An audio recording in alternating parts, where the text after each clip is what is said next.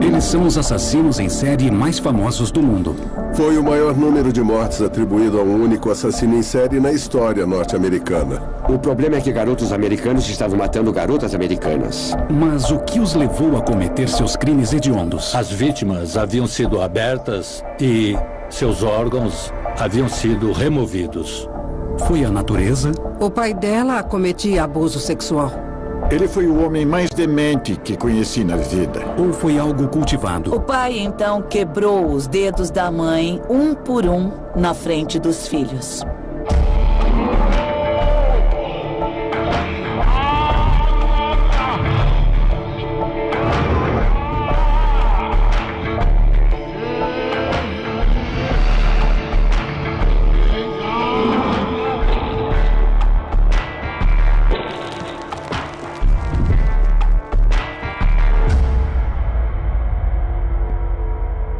Dementes.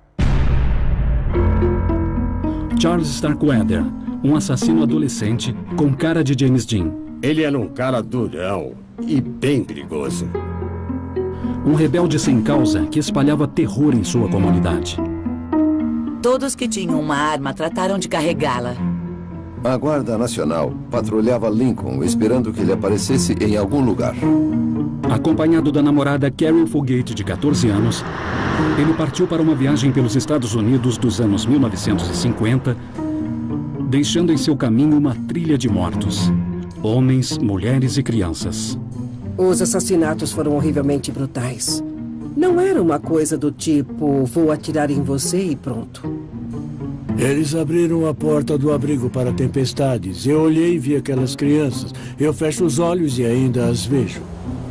Mas esses jovens assassinos foram produtos de seu ambiente? Ou eles nasceram para matar?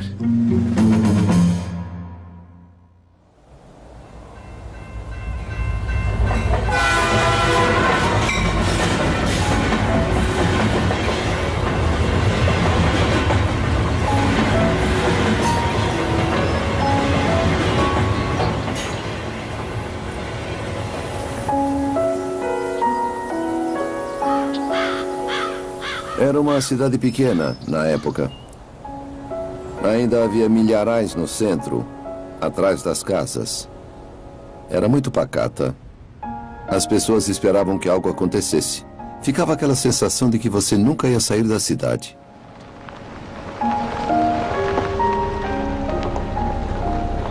Lincoln, em meados dos anos 1950, era uma cidade bem policiada, muito calma, sem crimes graves. As pessoas deixavam as portas destrancadas, não como em muitas cidades grandes, mesmo naquela época.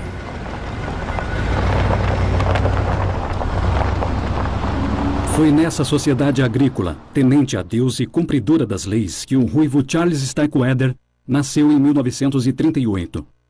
O terceiro de 7 meninos e uma menina. Não é um termo politicamente correto, mas eu chamaria de escória branca. Eles certamente não eram pilares da sociedade. A senhora Starkweather, a mãe dele era uma mulher muito boa e trabalhadora, que sustentava a família. Guy Starkweather trabalhava de vez em quando, mas eu acho que era ela quem mantinha a família. Eles tinham muitos filhos, e pelo que eu sei, nenhum deles arranjou qualquer encrenca. Classe trabalhadora é o melhor jeito de descrevê-los. Charles Starkweather se lembraria de sua infância como idílica. Brincava de cowboy com os irmãos, pescava com o pai e ajudava a mãe na cozinha. A família era pobre, mas não paupérrima. Eles comiam e tinham roupas. Não havia nada que indicasse que sua infância era fora do comum até que ele começou a ir à escola. Ele sofreu uma grande mudança em seu primeiro dia na escola. Ele foi terrivelmente provocado.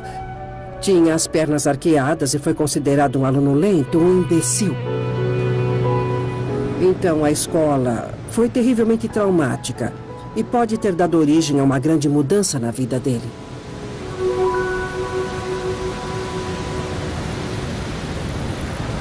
Antes ele era um menino dócil, não violento, mas ainda pequeno, começou a se transformar num valentão que começou a espancar garotos até maiores do que ele e os enfrentava de igual para igual quando mexiam com ele.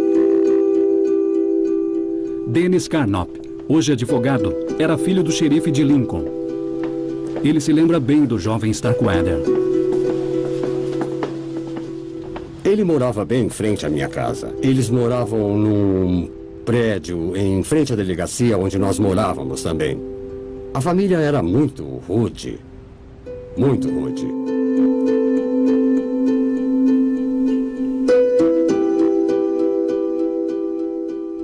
Charlie Starkweather era assistente de educação física. Ele era um cara durão. Perigoso. Quer dizer, ele parecia perigoso e você sabia que ele era. E todos ficavam... Entende o que eu digo? Constantemente com medo. O que eu podia fazer? Dizer algo, fazer algo? Ele podia me atacar assim que a aula acabasse. E quando eu digo isso, não estou dizendo que eu era o escolhido. Simplesmente é o que eu e todos sentíamos em relação a ele. Era um alívio quando podíamos sair de lá. Muitos adotam a persona do jovem malvado como um meio de estabelecer um papel para si mesmos, na família e também na comunidade. Mas Starkweather levou isso a um nível totalmente diferente. Ele também exibia uma característica de muitos assassinos em série, ser capaz de imitar alguém que acham que deveriam ser. E no caso dele era James Dean. Aquela época era o máximo para os jovens. Lembro que havia uma grande influência de James Dean em Juventude Transviada. Acho que os jovens tinham muita raiva reprimida. Era um sentimento de que não havia para onde ir, que você não podia fazer nada e não tinha como escapar.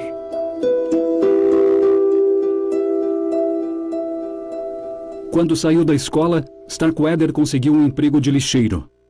Foi então que conheceu Carol Ann Fugate, de 13 anos. Bob Hall frequentava a mesma escola que ela. Todos sabiam quem ela era. Estava uma série na minha frente.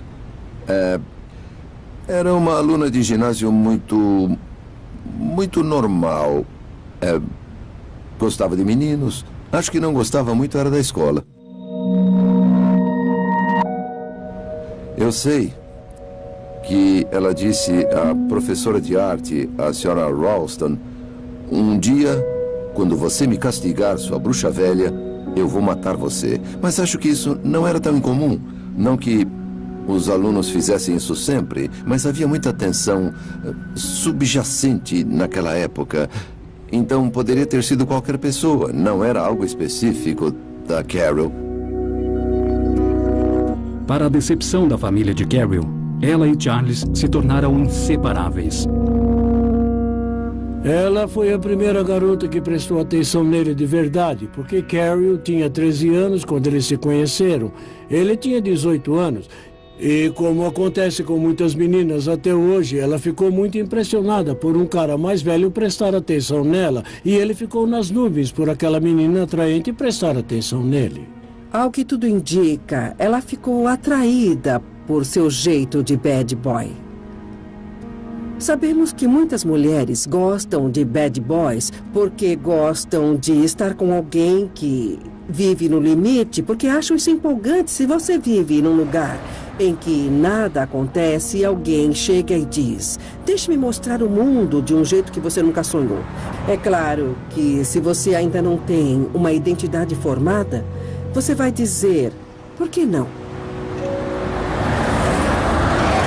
Mas as poucas emoções que Lincoln oferecia nos anos 1950 não bastavam para Charles Starkweather. Ele tinha ambições. A família dele era muito pobre. E quando ele começou a trabalhar como lixeiro e conheceu bairros fora de onde havia crescido, quem vivia ali e era de classe média ou classe média alta lhe parecia milionário.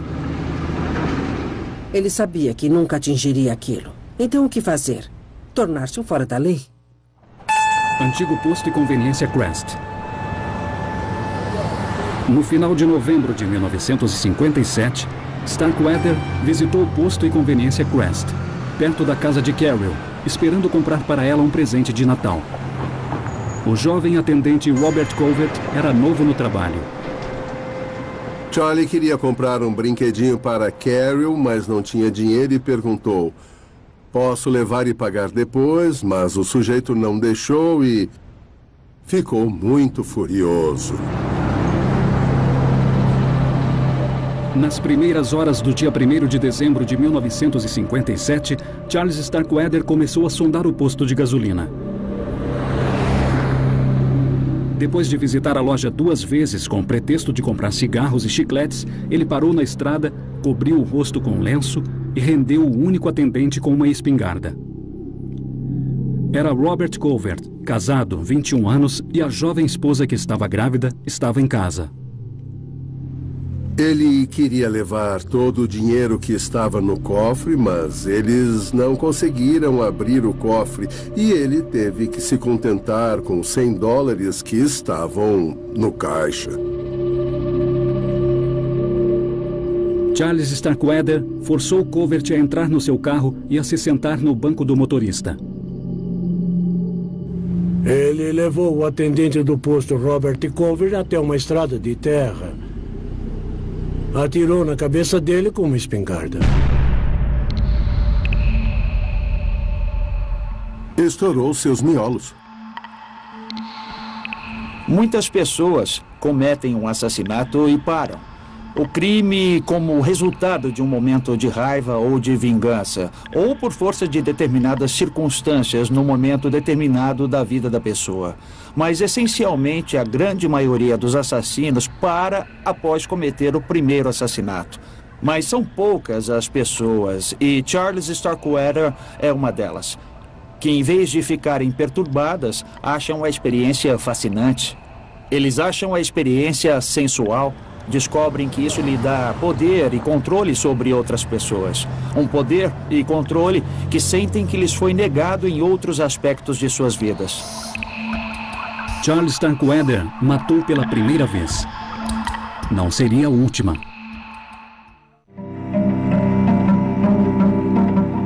Dezembro de 1957. Charles Starkweather roubou o posto de gasolina Crest, em Lincoln, Nebraska. Depois levou o atendente Robert Covert a uma estrada deserta e o executou. Atirou na cabeça dele com uma espingarda. Estourou seus miolos. Charles Starkweather jogou a arma do crime no rio e alterou a aparência do seu carro para evitar a identificação, enquanto a polícia buscava em vão o misterioso assassino. O repórter Dill Harding seguia o caso de perto. Nunca suspeitaram de Charlie ou o interrogaram. Algumas pessoas passaram pelo detector de mentiras, outros foram interrogados, mas por algum motivo ele não foi ouvido. Não sei como ele escapou, mas ele escapou. Durante quase 2 meses, Charles Starkweather não teve problemas. Aproveitou os $100 do roubo com a namorada Carol Fugate, então com 14 anos. Mas então, ele atacou novamente.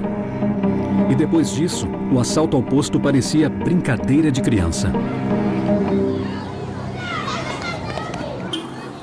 Eu estava no 2º ano do colégio quando minha mãe foi me buscar depois do treino de basquete. E disse que 3 pessoas haviam sido mortas e achavam que tinha sido Charlie. Avenida Belmont, Lincoln, local da antiga casa dos Fugate.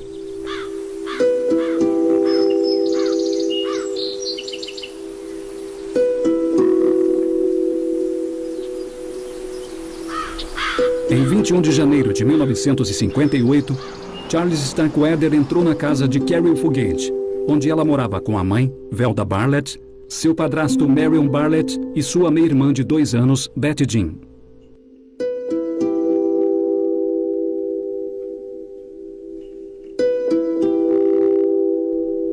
Depois de uma discussão, Charles Starkweather atirou na cabeça de Marion Barlett. Depois que ele matou o Sr. Bartlett, a Sra. Bartlett começou a gritar, a irmãzinha começou a gritar. E foi então que ele as matou. A mãe de Carol, Velda, levou um tiro no rosto. Sua meia-irmã, Betty Jean, levou uma facada no pescoço e foi espancada com a coronha de um rifle. Seu padrasto, Marion, foi baleado na cabeça e levou várias facadas no pescoço. Acho que ele começou uma discussão com o Sr. Bartlett por causa da Carol e acho que foi engrossando, mas não que ele tenha entrado lá com a ideia premeditada, eu vou acabar com eles. O corpo de Velda Bartlett foi enrolado numa manta, levado ao banheiro externo e empurrado para dentro do buraco do vaso sanitário. O corpo de Betty Jean, de 2 anos, foi colocado numa caixa de papelão e deixado no assento do vaso. E Marion Bartlett foi jogado no galinheiro. O senhor e a senhora Bartlett e Betty Jean, a meia-irmã de 2 anos e meio, foram mortos em 21 de janeiro de 1958. Carol e Charlie ficaram na casa até 27 de janeiro. Durante 6 dias, Charles e Carol viveram na casa como marido e mulher, enquanto os corpos da família dela estavam a poucos metros de distância. Os corpos não significavam nada para eles. Os corpos significavam tanto quanto a cadeira, o sofá, a mesa ou o lustre. Não tinham significado emocional. Ficar com cadáveres para nós é um pensamento terrível, mas para o assassino em série, eles são meramente objetos. Mais tarde, Karen afirmou que não estava em casa quando os assassinatos ocorreram e que Starkweather lhe disse que sua família era refém em outro lugar. No entanto, Charles declarou que Carol desempenhou um papel ativo, especialmente no espancamento da meia-irmã. No caso de alguns assassinos em série, o assassino passa a agir conforme o que a biopsicologia chama de transtorno psiquiátrico induzido ou folie à deux, literalmente uma loucura vivida a 2. O que isso faz é imediatamente criar uma lealdade entre os 2 protagonistas, por meio da qual um normaliza o comportamento do outro. Sua visão do mundo se torna uma coisa permissível e aceitável para eles. E a visão do mundo de todos os demais se torna algo que se deve ser destruído. Durante a semana que passaram na casa de Carol, visitas eram afastadas por ela com a desculpa de que a família estava doente.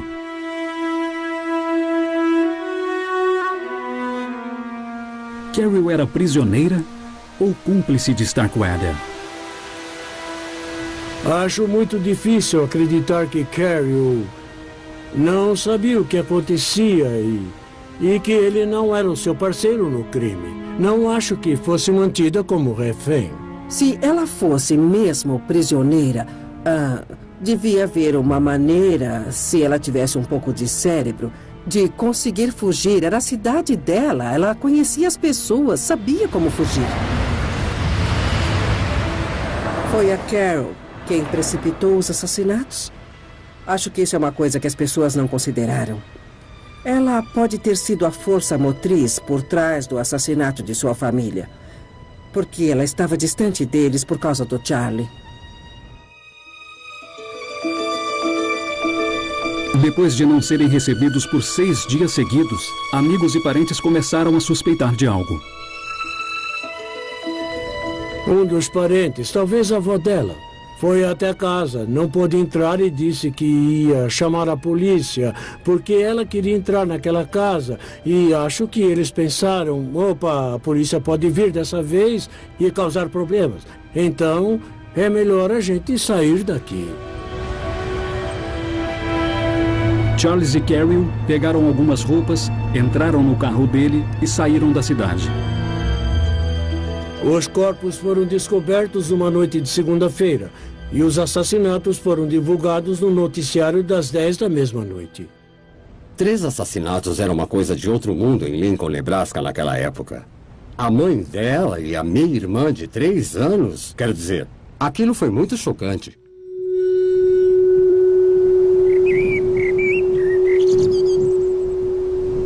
povo de Lincoln estava assombrado, mas ninguém imaginava que o assassinato triplo era apenas o começo.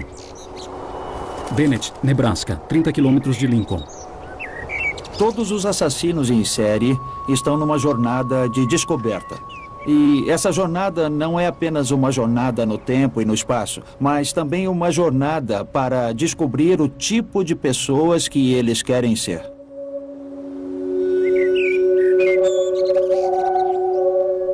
Em 27 de janeiro de 1958, Charles e Carol chegaram à fazenda do solteirão de 70 anos, August Meyer. Um lugar que Starkweather conhecia bem. Ele e o pai haviam caçado com o Sr. Meyer durante vários anos. Sabe, eles eram amigos e tudo mais. Ao se aproximar da propriedade, o carro de Charles atolou na estrada enlameada. Com frio e raiva, ele e Carol continuaram até a fazenda a pé.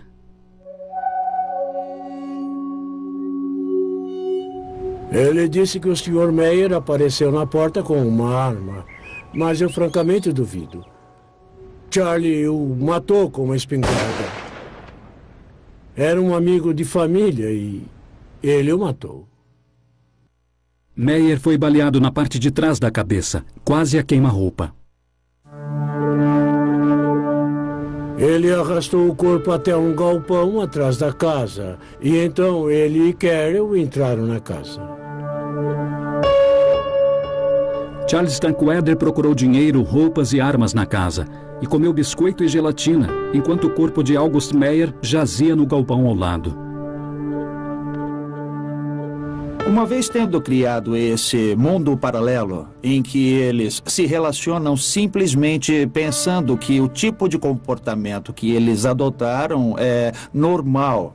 Uma vez que habitam esse mundo, é muito mais fácil para eles continuar se comportando segundo as normas desse mundo, que gira em torno de Charles Starkweather e Carol Fugate.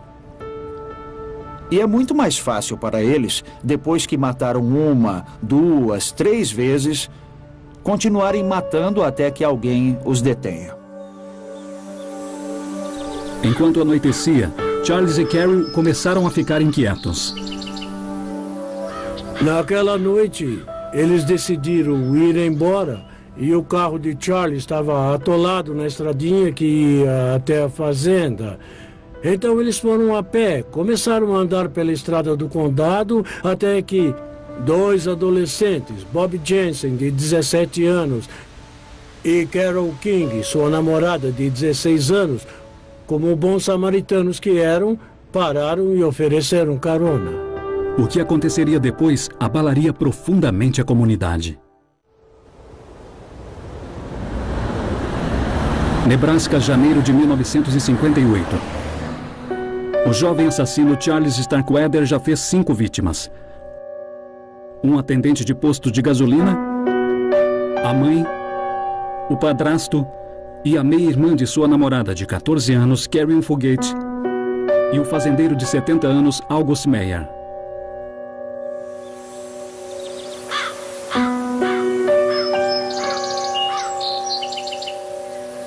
Depois de deixar o corpo de Meyer num galpão, Charles e Carol começaram a deixar a fazenda a pé. Então, os jovens noivos Robert Jensen e Carol King lhes ofereceram uma carona. Sob a mira de um revólver, os jovens foram forçados a entrar no abrigo para tempestades, onde antes ficava uma escola. Eles eram realmente jovens norte-americanos típicos. Todos os adoravam. Os dois eram realmente jovens excelentes. No dia seguinte, o corpo de August Meyer foi encontrado em sua fazenda. O repórter Dill Harden estava na cena do crime quando o destino de Robert Jensen e Carol King foi descoberto. Estávamos na fazenda de Meyer quando todos corremos para o abrigo. Eles abriram a porta do abrigo para tempestades. Eu olhei e vi aquelas crianças e foi uma cena horrenda. Eu fecho os olhos e ainda as vejo.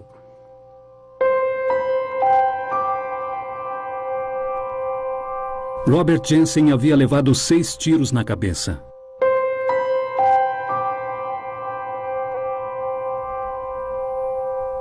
Carole King estava parcialmente nua. Ela também havia sido baleada na cabeça e seus órgãos sexuais haviam sido esfaqueados. Foi horrível. Já tinha sido ruim ver August Meyer no galpão. Ele levar um tiro de espingarda. Estava coberto de sangue, mas de algum modo foi muito pior ver aqueles adolescentes. Eles tinham 16 anos. Foram esfaqueados, houve mutilação, houve agressão sexual. Foi um negócio muito medonho, muito medonho. Charles Starkweather depois negou ter esfaqueado Carole King. O jornalista Bill Harden estava entre os muitos que acreditaram nele. Estou convencido de que a mutilação foi feita por Carole Fulgate. Não é incomum num casal de assassinos em série. O homem é quem começa o primeiro homicídio. E ele tem um tremendo poder sobre a sua parceira. Ela não age contra sua vontade. Ela não é vítima da síndrome de Estocolmo, quando a pessoa é capturada e tem de assumir a identidade do seu algoz com o fim de sobreviver. Não é nada disso. Mas eles desenvolvem um tipo de vínculo em comum, em que ela faz essencialmente tudo o que ele lhe diz para fazer. E participa dos crimes.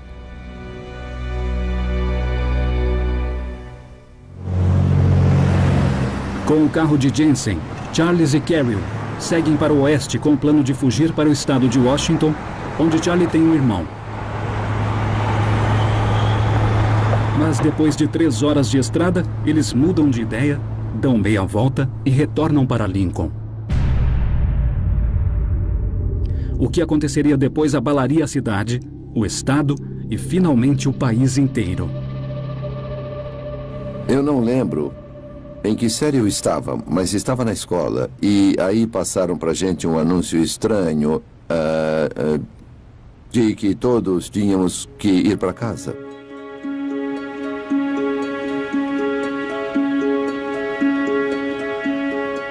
Quando saímos da escola, a cena era incrível. Lembre-se que era uma cidade pacata, mas naquele momento havia um mar de carros na frente do playground. Um grande congestionamento. Pais esperando para pegar seus filhos. Antiga residência dos Ward.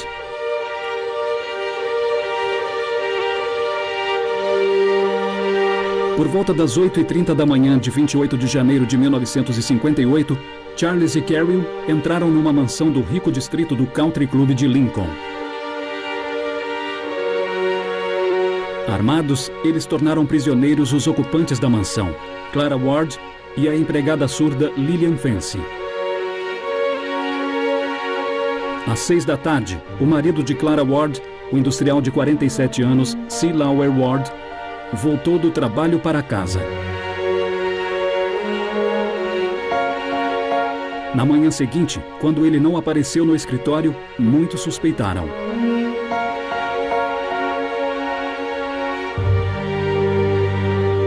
O corpo de Lauer Ward foi encontrado perto da porta da frente. Ele foi baleado nas costas e na têmpora. Clara Ward estava no piso superior, morta devido a múltiplas facadas no pescoço, peito e costas. Lillian Fancy morreu amarrada a uma cama. Foi esfaqueada várias vezes no peito e barriga e tinha cortes fundos nas mãos, braços e pernas.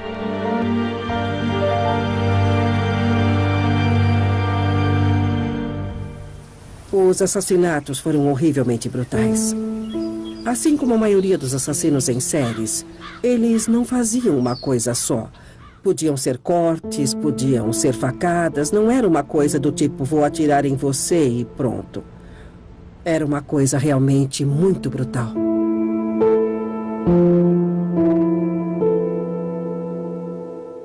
Após o assassinato da família Fulgate, todos em Lincoln achavam que os assassinos tinham deixado a cidade para sempre. Mas as notícias de novas mortes se espalharam, junto com o terror. Havia pânico nas ruas. As pessoas corriam para buscar os filhos na escola. Homens patrulhavam as ruas com espingardas.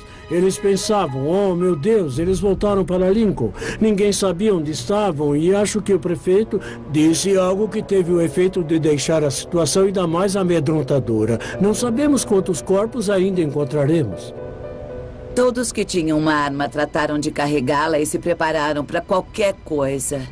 E se você tivesse mais de uma arma, você a dava para um vizinho que não tinha nenhuma arma. Algumas pessoas andavam armadas. A Guarda Nacional patrulhava Lincoln esperando que ele aparecesse em algum lugar. Na época, os Ward eram industriais proeminentes que moravam no melhor bairro da cidade. Tinham uma linda casa, empregada. Então era quase aleatório. Ninguém se sentia seguro em nenhum lugar. Nenhum lugar era seguro. Muitas vezes, as vítimas de assassinos em série são pessoas que estão à margem da sociedade. Eu falo de pessoas que são excluídas por causa de sua sexualidade, devido ao fato de venderem serviços sexuais ou por serem pessoas sem teto, por exemplo. No caso das vítimas de Starkweather e Fulgate, muitas vezes as vítimas são significativamente mais abastadas. E isso é muito incomum no fenômeno dos assassinos em série. Com as ruas tomadas pelo pânico, a polícia lançou uma intensa caçada pelos assassinos adolescentes. As pessoas estavam apavoradas. Eu lembro que meu pai e seus homens trabalharam freneticamente. Eles caçaram os criminosos por toda parte. Bloquearam as estradas, eles emitiram um chamado. Tinham uma força policial montada porque estavam tentando cobrir todas as estradas dentro e fora da cidade. Mas Charles e Carol já estavam longe. Eles roubaram um Packard preto da família Ward e de novo seguiam rumo ao oeste. Queriam se esconder no estado de Washington. E seu reinado de terror estava longe de acabar. Final de janeiro de 1958. 10 homens, mulheres e crianças foram mortos em Lincoln, Nebraska, ou em seus arredores. O aspirante a James Dean, Charles Starkweather, de 19 anos, e sua namorada Carol Fulgate, de 14 anos, conseguiram se safar e estão seguindo para o oeste em busca de liberdade.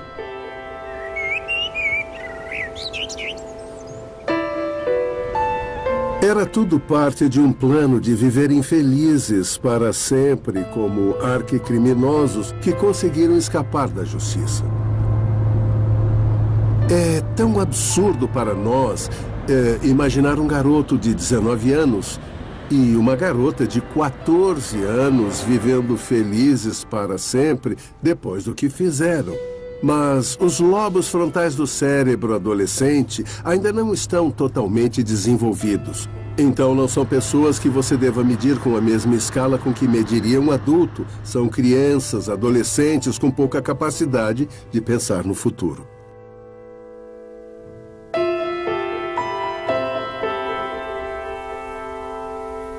Ele se moldava pelas imagens célebres dos cowboys e dos índios. E pela imagem de James Dean, o adolescente rebelde, o outsider rebelde lutando contra o mundo conhecido. Ele também se projetava na dupla Bonnie e Clyde. Ele encontrou uma identidade que adotou. Não era uma identidade verdadeira, mas ele atuava como se estivesse num filme. No dia seguinte, os adolescentes cruzaram a fronteira do estado de Wyoming, terra dos cowboys de antigamente, que Charles Starkweather amara tanto na infância.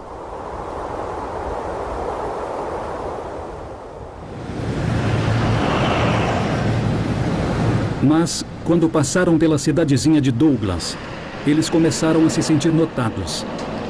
O grande Packard da família Ward chamava a atenção, e sua placa de Nebraska os entregava. Charles Starkweather decidiu que precisavam de outro carro. Ele decidiu trocar de carro e viu um carro ao lado da estrada, perto de Douglas, Wyoming. Havia um vendedor dormindo no carro e ele o matou. O vendedor ambulante Mary Collison, de 37 anos, foi alvejado por 9 balas dentro de seu carro. E ele não conseguiu soltar o freio de mão. Então alguém veio e disse, está precisando de ajuda?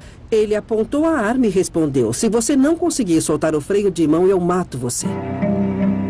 Mas, bom samaritano, o geólogo de 29 anos, Joe Sprinkle, reagiu. Ele era um cara grande, robusto, que lutou com Charles Starkweather e tirou a arma dele. Caso contrário, também teria sido outra vítima. Enquanto Charles Starkweather estava desarmado, um policial de Wyoming chegou ao local. Pelo que consta, Carol correu e disse ao policial, salve-me, eu sou refém de Charles Starkweather. Enquanto isso, Charles fugiu no Packard da família Ward e foi perseguido em alta velocidade pelo interior de Wyoming. Os policiais atiraram nele do carro em movimento. Parecia o Velho Oeste. Eles atiravam nele por trás e uma das balas atravessou o vidro do carro e acertou a orelha dele. Nesse momento, Starkweather parou imediatamente e então a polícia o prendeu sem que ele esboçasse qualquer resistência. 11 pessoas foram mortas no intervalo de 8 dias. E, finalmente, Starkweather estava preso. Apesar de Carol afirmar ter sido uma refém inocente, ambos foram acusados de homicídio doloso.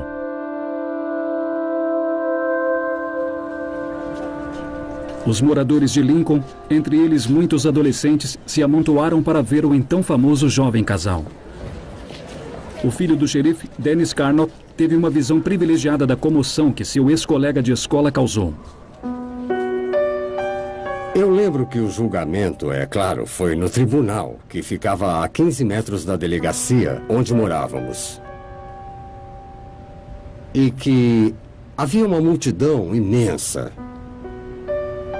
E que os ânimos foram se exaltando cada vez mais. E lembro que eles posicionaram guardas armados no telhado da prisão e em outros lugares-chave. E isso foi principalmente para dar uma demonstração de força para a multidão se acalmar. Apesar de 11 mortos em seu currículo, Charles Starkweather insistia que matara em legítima defesa. Para mim, há duas coisas muito claras aqui. Primeiro, o que os criminologistas chamam de técnicas de neutralização. Em outras palavras, ele busca alguma maneira de justificar ou minimizar a gravidade de suas ações. Mas acho que também remete ao sentido de... ao mundo de fantasia que Starkweather habitava. Então é quase como um código moral perverso. É algo que ele viu nos filmes de cowboy, algo que ele leu nos quadrinhos. Foi um modo de justificar suas ações. Francamente, foi um modo de justificar o injustificável.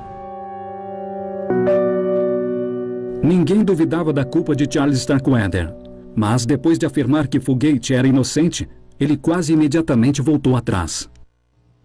A história inicial que eles tinham inventado era que ela não tinha nada a ver com aquilo, mas não durou muito. E ele disse, está bem, essa é a história verdadeira.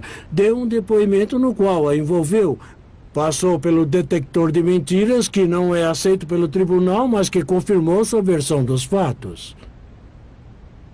A grande maioria dos repórteres que cobriu o julgamento, todos achávamos que ela era culpada.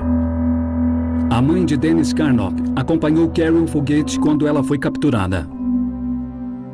Em todas as vezes que minha mãe esteve com Carol, ela nunca disse nada sobre ser vítima, ser uma refém, de não saber nada a respeito. Era só quando ela falava com um grande público que ela contava aquelas histórias. E ela nunca contou para minha mãe nada daquilo. Isso, obviamente, afetou a opinião da minha mãe a respeito do caso. O que eu me lembro é que depois a minha mãe disse que ela era o cérebro da dupla. Depois de um julgamento de 2 meses, o júri concluiu que Charles Starkweather e Carol Fugate eram culpados de homicídio doloso. Charles Starkweather foi condenado à morte. Carol Fulgate, de 15 anos, à prisão perpétua. Sua atitude foi impassível. Seu rosto não mostrou expressão durante todo o julgamento. A única vez que vi alguma emoção foi quando ela chorou, quando foi considerada culpada e o jurado leu o veredito.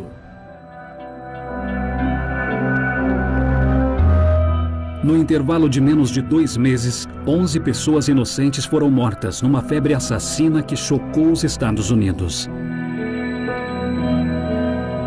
Mas Charles Starkweather e Carol Fulgate eram assassinos natos ou produto do ambiente em que cresceram?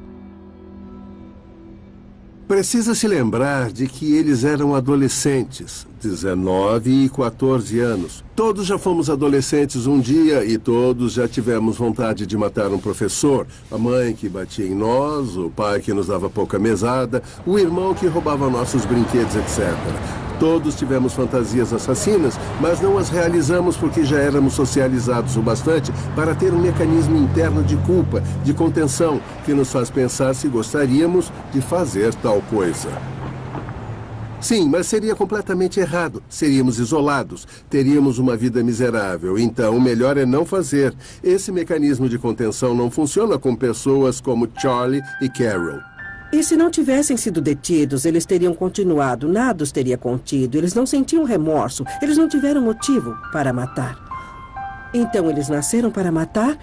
Parece que ele sim, algo ativou isso nele na sua adolescência, quando ele adotou essa persona para tentar preencher o seu vazio interior. E ela foi junto como uma participante passiva. Acho que o que aconteceu foi que Starkweather ficou sujeito a 2 processos diferentes que o impulsionaram numa trajetória em que outras pessoas acabaram morrendo.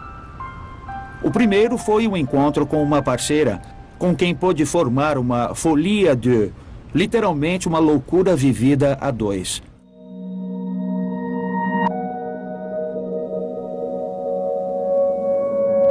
E essa loucura lhe permitiu normalizar um mundo em que sua violência é permissível, sua violência é aceitável, sua violência é desejável.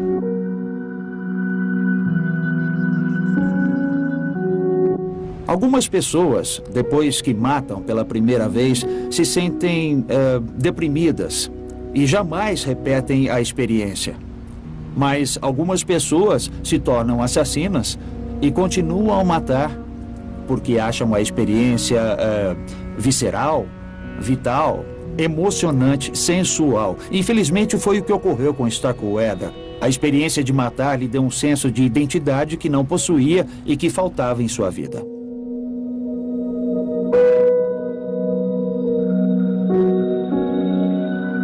Charles foi executado às 9h45 em 25 de junho de 1959. Carol foi libertada em 1976 após cumprir 18 anos de prisão. Ainda se declara inocente. Versão brasileira, Tempo Filmes, São Paulo.